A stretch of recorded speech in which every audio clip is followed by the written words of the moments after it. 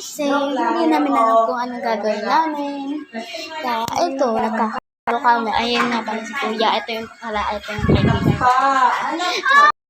Mga kaibigan ko yun ako. Diba?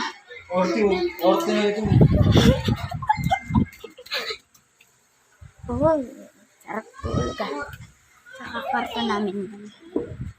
Ang totoo naming kwarto. Lock ng damit ni ate. Ito nga pala na. Ayan, nagpapaano na yan. Para dito sa labas. Guys, our video in tara. Labas. Yan, labas. Ba? Ito, dalawang bata.